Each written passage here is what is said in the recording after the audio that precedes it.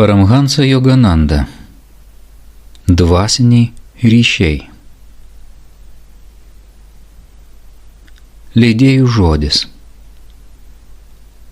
Brangus skaitytojau, kokią nuostabią pasaulio viziją Paramhansa Yogananda piešia šiuose puslapiuose, tyrinėdamas visų žmonių ryšius ir jų dieviškąjį potencialą. Visad realistiškas, praktiškas ir linksmas, Yogananda drąsiai žvelgia į visiems gerai pažįstamas problemas santykiuose ir pasidalina aiškiais ir veiksmingais jų sprendimo būdais. Paramhansa Yogananda atvyko iš Indijos į JAV 1920 metais, atnešdamas vakariečiams jogos, senovinio sielos budinimo mokymą ir technikas. Jis buvo pirmasis jogos mokytojas, įsikūręs vakaruose, o jo jogo autobiografija tapo skaitomiausia autobiografija pasaulyje, pažadinusi didžiulį vakariečių susidomėjimą dvasiniais rytų mokymais. Joga yra senovinis mokslas, mokantis nukreipti savo energiją į dvasinį nubudimą. Yogananda ne tik atskleidė tinkamiausias ir efektyviausias meditacijos technikas vakariečiams, bet ir parodė, kaip taikyti dvasinius dėsnius visose gyvenimo srityse. Jis buvo nepailstantis rašytojas, lektorius ir kūrėjas visus 32 metus, kuriuos praleido Amerikoje. Yogananda mirė 1952. Tekstai įtraukti į šią knygą paimti iš kelių šaltinių. Paskaitos, kurias jis parašė 1920–1930 metais, straipsniai žurnalams Vidinė kultūra ir Rytai vakarai, išspausdinti iki 1943 metų. 1949 metų leidimo Šnabždesiai iš amžinybės ir Svamio Krianandos užrašų, kuriuos jis vedė gyvendamas su Yogananda kaip artimas mokinys. Šioje knygoje siekiame kuo mažiau redaguoti, kad mokytojo dvasia išliktų stipri ir aiškiai juntama. Kai kurie sakiniai, nebeturintys konteksto dabartyje, buvo išimti. Kai kurie žodžiai ar skyrybos ženklai buvo pakeisti, kad išryškintų teksto prasmę. Dauguma užrašų įtrauktų į šią knygą yra niekur nepublikuoti. Tegul Yoganandos žodžiai atneša aiškumą, įkvėpimą ir dievišką meilę į jūsų gyvenimą. Pirmas skyrius. Draugystė. Menas susidraugauti. Draugystė – tai Dievo meilė, spinduliuojanti jūsų mylimųjų akise, kviečianti grįžti namo ir atsigaivinti jo vienybės nektaru, tirpdančiu savanaudiškumą.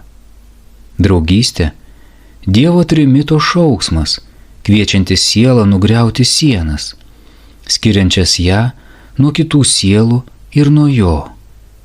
Tikra draugystė taip suvienyje dvi sielas, kad jų sąjunga atspindi dvasios vienovę. Tikra draugystė yra atvira ir visa apimanti.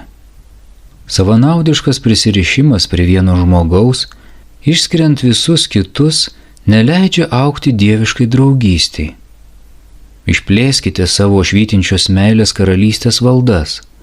Pamažu atraskite joje vietos savo šeimai, kaimynams, bendruomeniai, valstybei, visoms valstybėms. Trumpai tariant, visoms gyvoms būtybėms. Būkite kosminis draugas, persismelkęs gerumu ir susižavėjimu visa Dievo kūrinyje, visur skleidžiantis meilę. Jei norite turėti draugų, spinduliuokite draugiškumą. Jei atversite duris magnetiniai draugystės galiai, pritrauksite panašių vibracijų sielą ar sielas. Kuo draugiškiau su visais elgsitės, tuo daugiau tikrų draugų turėsite. Kai dvi sielas sieja tikra draugystė ir jos drauge siekia dvasinės meilės ir Dievo meilės, kai vienintelis jų troškimas yra tarnauti viena kitai, jų draugystė sušvyti dvasios liepsna. Puoselėdami dieviškąją draugystę, nukreiptą į dvasinį tobulumą, atrasite didįjį draugą.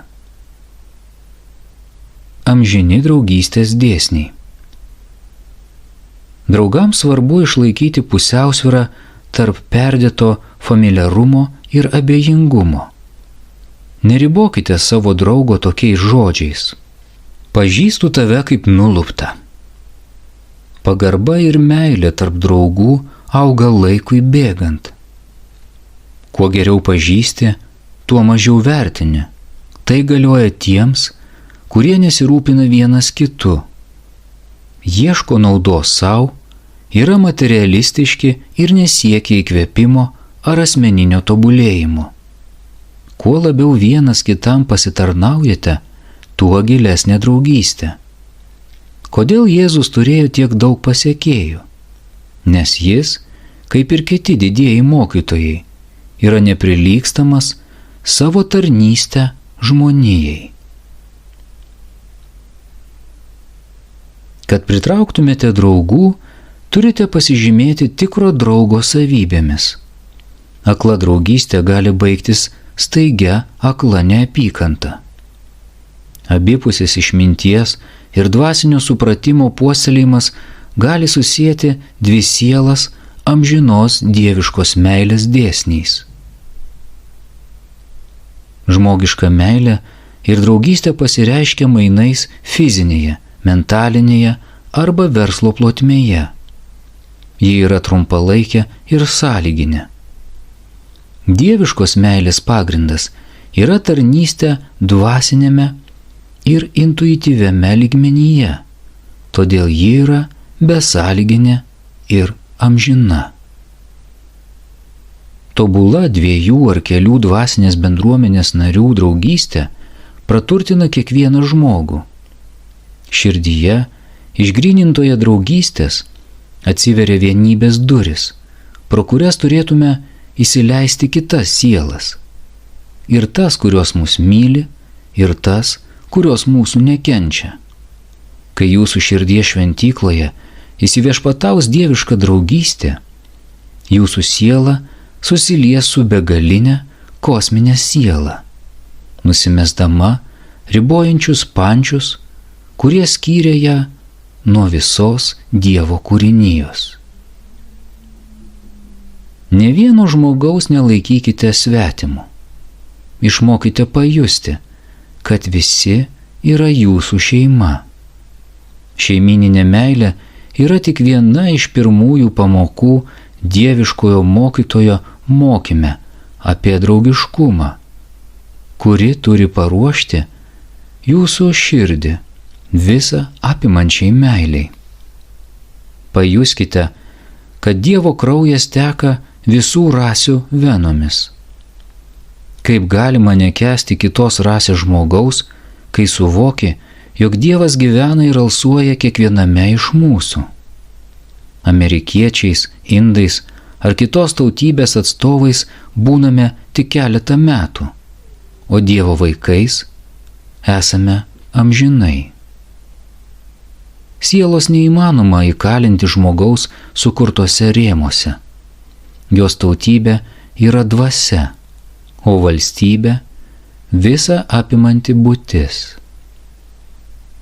Tai nereiškia, kad privalote asmeniškai pažinoti ir mylėti visus žmonės ir sutvėrimus. Jums pakanka būti nuolat pasirengusiam skleisti draugiškos tarnystės šviesą visoms gyvoms būtybėms, su kuriomis jūs suveda gyvenimas. Tam reikalingos pastovios proto pastangos ir nusiteikimas. Kitaip tariant, nesavanaudiškumas. Saulės spinduliai vienodai apšviečia ir deimantą, ir anglį. Tik vienas iš jų atspindi saulės šviesą žaižaruojančiomis spalvomis, o kitas ją sugeria. Santykiuose su žmonėmis būkite kaip tas deimantas. Skaisčiai atspindėkite Dievo meilės šviesą. Kodėl reikia mylėti savo priešus? Kristaus stiprybės paslaptis slypi jo meilėje visiems žmonėms, net savo priešams. Daug vertingiau meilę užkariauti širdį žmogaus, kuris jūsų nekenčia, nei kovoti su juo kitais būdais. Paprastam žmogui toks mokymas skamba absurdiškai. Jis mieliau į vieną antausį atsakytų 10 ir dar pridėtų porą spyrių, kad rimtai pamokytų savo skriaudėją. Kodėl turėtume mylėti savo priešą? Mylėkite jį, kad gydančiais savo meilės spinduliais paliestumėt jo neapykantos pakirstą širdį ir sudegintumėt kančios sieną, skiriančią jūsų sielas. Venkite daryti tai, kas galėtų pakenkti jums ar kitam žmogui. Jeigu nuolaidžiaujate savo silpnybėms arba skatinate savo draugo ydas, esate priešas, pasislėpęs po draugo kaukę. Pažindami save ir tapdami tikrų draugų kitiems, susidraugaujate su Dievu. Jūsų meilė augs, kol taps ta meilė, kuri užlieja visas širdis. Draugystės širdis.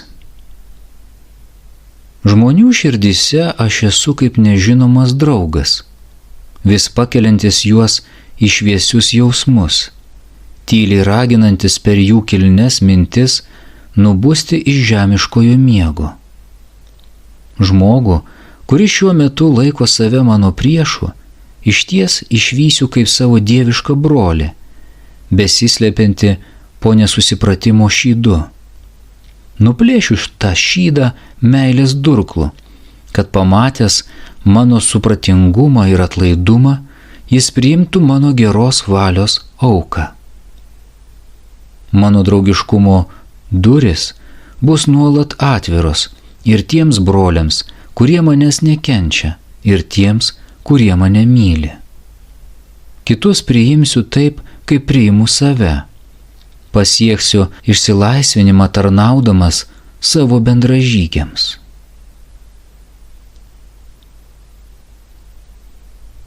Visuomeniškas kelias į visą apimančią būtį. Visuomeniškai kosminį sąmoningumą galima pasiekti puoselėjant sieloje dieviškos meilės daigą. Nesaikinga ego meilė įkalina sielą kūne. Siela yra visa persmelkiančios dvasios atspindys. Ego yra kūno apribotas sielos sąmoningumas. Siela susitapatinusi su ego pamiršta savo apimančią būtį ir suvokia save kūno ribose. Kaip per atjautos praktiką, ego pradeda jausti save kituose kūnuose, jis po truputį sugrįžta į visą apimančią egzistenciją. Priešingai nei trumparegis pasaulietis, dieviška siela stengiasi ne tik dėl savęs, bet ir įžvelgia savo gerovę kituose. Dvasinio peno, gerovės, gijimo ar išminties išmokite siekti ne tik savo kaip atskiram kūnui, bet ir savo esančiam visuose žmonėse. Visuomeniškai kosminis sąmoningumas ugdomas mylint šeimą, kaimynus, valstybę ir visą pasaulį kaip save patį. Jūs esate karalius, o jūsų meilės karalystėje telpa ne tik visi žmonės, bet ir gyvūnai, gėlės, žvaigždės ir kiti gyvi tvariniai. Visus vyrus mylėkite kaip savo brolius, o moteris kaip savo seseris. Visus vyresniuosius mylėkite kaip savo tėvus, mylėkite visus žmonės kaip savo draugus ir brolius. Juodaodžius, rudaodžius, geltonodžius, baltuosius ir raudonodžius. Toks yra visuomeniškas būdas pasiekti kosminį sąmoningumą. Draugystės išmintis. Su kai kuriais dažnai susiduriam, bet taip ir liekam nepažinę. O kitos sielos, vos sutiktos, taip ir limpa prie širdies. Ir visgi, ponia išmintis mums šnabžda tyliai. Ir artima, ir svetima mylėt vienodai, dieviška išties. Kas yra tikra draugystė? Draugystė – tai dvasinė trauka, kuri apjungia sielas dieviškos meilės ryšyje. Jei atversite duris magnetiniai draugystės galiai, pritrauksite panašių vibracijų sielą ar sielas. Draugystė – tai Dievo meilės jums išraiška per draugus, kurie yra vertingiausias turtas, kokį gali turėti žmogus. Panašus traukia panašų. Tai vibracijos dėsnis. Draugystė yra amžina. Jeigu galite užmegzti draugystę, per kurią jumise nubunda Dievas, tai nuostabiausia draugystė iš visų. Tikros draugystės esmė – bendras sielos tobulėjimas. Draugystės negalima vertinti materialiai kaip įgytino objekto. Draugystė yra nuolat augantis lygybės sąmoningumas ir sielų susiliejimas be jokio fizinio tikslo. Tik abipusis išminties ir intuityvaus suvokimo puoselėjimas gali sujungti dvi sielas dieviškos meilės dėsniais. Tokia meilė yra besąlyginė ir siekia pasitarnauti dvasinėme lygyje. Draugystė yra tyriausia meilės forma. Tėvų ir vaikų meilė yra instinktyvi. Jie negali nemylėti vieni kitų. Įsimylėjėlių meilė yra aistringa ir užvaldanti. O štai tikroje draugystėje nėra nė krislelio prievartos. Naudingumas yra meilė. Jeigu norite, kad jūs mylėtų draugai ar pasaulis, būkite jiems naudingas. Būkite savo priešų draugas. Privalote būti draugas net savo priešui, nes jeigu į jo priešiškumą atsakysite tuo pačiu, taip tik pagilinsite jo rūstybę ir jis taps dar aršesniu priešu. Kiekvienas, kuris mėgina pakenkti kitam, pirmiausia kenkia sau. Neįmanoma ko nors nekęsti, pirmiau neapsinuodijant pačiam. Ko nors nekęsti yra tiesiog nenaudinga. Prisiminkite, Dievas gyvena ir jūsų priešė, ir jūsų drauge. Kai sugebėsite atpažinti Dievą, ne tik tuose žmonėse, kurie jūs myli, bet ir tuose, kurie nekenčia, tuomet patirsite visą persmelkiančią Dievo meilę ir suvoksite jo visą apimančią būtį. Neapykanta sklinda eteriu. Jeigu kas nors skleidžia neapykantą, o jūs jai atliepiate, ją pagausite. Bet jeigu jūs orientuojatės į meilę, kad ir kiek piktų vibracijų būtų išspinduliuota, jos jūsų nepasieks.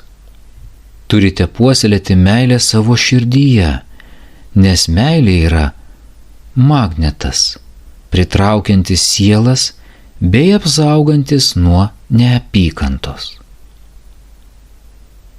Tyroje draugystėje rasite Dievą. Tikras draugas atpažįsta sielą. Kai suvokiate save kaip sielą, galite būti tobulas draugas. Jei nesate draugiškas, pažeidžiate dievišką savasties augimo dėsnį, kurio dėka jūsų siela gali išaugti iki dvasios. Pažindami save ir tapdami tikrų draugų kitiems, susidraugaujate su Dievu. Dieviškas draugystės tikslas. Draugystė yra visuotinė dvasinė trauka, vienijanti sielas dieviškos meilės ryšiais. Dvasia buvo vienatinė. Dėka dualumo dėsnio ji tapo dvejopa – pozityvi ir negatyvi. Tuomet dėka begalybės ir reliatyvumo dėsnio ji išsibarstė po daugelį. Dabar vienas daugelyje siekia vėl visus apjungti ir paversti vienu. Šios dvasios pastangos suvienyti daugelį sielų į vieną veikia per mūsų emocijas, protą ir intuiciją, o pasireiškia per draugystę. Draugystė. Ar draugystė? Tai dviejų širdžių raudonais siūlais audžiama juosta. Ar dviejų nuomonių apsijungimas viename visą aprėpiančiame prote? Ar meilės versmių išsiliejimas gaivinantis į meilę lekiančias ištroškusias sielas? O gal tai rožės, žydinčios ant gretimų šakelių, bet išaugusios ant vieno stiebo atjautos? Ar vienas protas dviejose kūnuose? Ar ji lyg eiklus du žirgai, nors išvaizda skirtingi visiškai, iš vien gyvenimo vežimą traukia link tikslo to paties, kurį abu lyg vienas regi? Ar draugystė remiasi skirtumais ar lygybė? Ar laikos ji ant pamatų skirtingų akmenų? Ar draugystė tai, kai su viskuo sutinkama nė negalvojant, kuomet išvien tačiau aklai žygiuojama pirmyn? Ir tokiame aklam džiaugsme bendros kvailystės papuolama kartu į spąstus nevilties.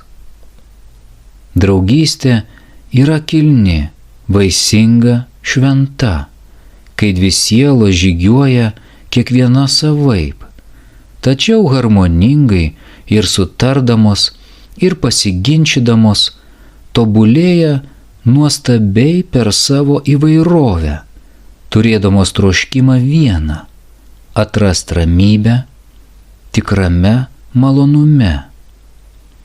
Kai ne viena nesiekia patogumo artimojo labo kaina, tuomet tame nesavanaudiškumo sode sužydi kvapni draugystė.